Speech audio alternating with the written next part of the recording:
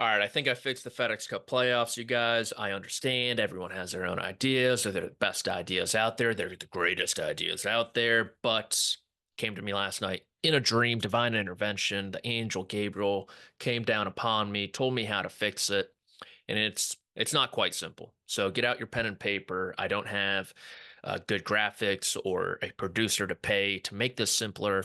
So pay attention. And the first step is probably the most important step of fixing the postseason, and it is getting rid of the FedEx Cup playoffs. From a broader sense, looking at the golf calendar, we're going to move the Open Championship back to August.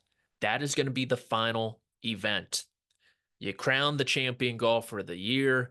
You close the curtain on the season. We're on to football. We're on to Cincinnati. I think that's the best cadence for everyone. So instead, what do you do? We're going to take a page out of the NBA's book, and we're going to have not one, but two in-season tournaments. That is correct. Match play style for both of them. You got to find two tournaments on the schedule. Here you go. This is how the qualifying will work for the in-season tournaments because the PGA Tour needs to take back a little bit of power. They need to make their own tournaments a bit more important, and this is going to do that. You have 8 signature events on the calendar, and we're going to revamp these signature events ever so slightly. From 70 players, we're going to go to 100 players. Winners, top 30, top 40 in the OWGR, the Aon top boys, whatever you want to do. Have Theo Epstein figure it out. He's the numbers guy. He's working for the PGA Tour. He fixed the Red Sox. He fixed the Cubs. Now he's trying to fix the PGA Tour. I think he can do that. There aren't going to be any cuts in the signature events. I understand we all want the cut. I totally agree with you there. But the sponsors, they want Jordan Spieth shooting 75 on Sunday. They want Justin Thomas going 65, 85 over the weekend. So we got to give it to them. We got to have a little business sense here. But instead, here's the kicker. Only the top 40, the top 50 are going to receive qualifying points for the in-season tournament number 1. So if you finish 70th, guess what? Wasted weekend, you don't get any points. So that's going to add a bit more incentive over the weekend. So the first 4 signature events go by. And after that, we're going to have in-season tournament number 1 presented by FedEx. This is going to be match play, group stage. The top 64 players from those 4 signature events get in. You have 16 pods. It's going to be 4 days of match play. And if you win your pod round robin style, you get a bye in the next in-season tournament, which will probably be around July if the cadence is correct. Once again, Theo Epstein, I'm going to lean on you here. So that's what makes in-season tournament number 1 so important. Obviously, you get paid a ton of money. These guys are not slacking in that department. Okay. Next 4 signature events go by throughout the season, and we arrive at in-season tournament number 2.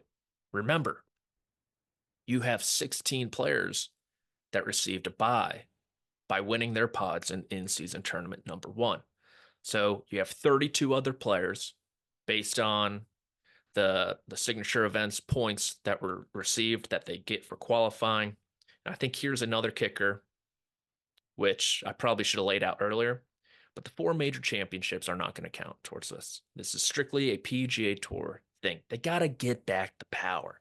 They got to make their own tournaments more important. And you do that by saying only the PGA Tour tournaments count towards the in-season tournament. I digress.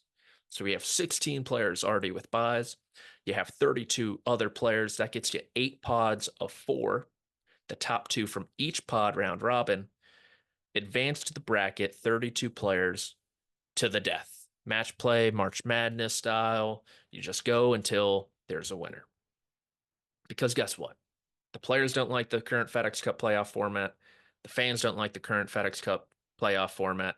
So we got to switch it up somehow. We would like to see different formats in general throughout the year, not just all stroke play. People were pissed that the match play was taken off the calendar. Guess what? Now you get 2 of those, and you add a little more importance to your own schedule, right? The regular PGA Tour events, those are going to become so much more important because they qualify you for the signature events. Those signature events, they're going to be added importance because guess what? those give you points for the in-season tournament. And guess what? The in-season tournament is going to be super easy to brand. I understand people are going to want to go to Boston and New York, but you got to realize who's paying these bills. It's probably going to be BMW, so we're going to have to be in the Western Golf Association is going to be running that tournament. Hopefully, they stick in Chicago.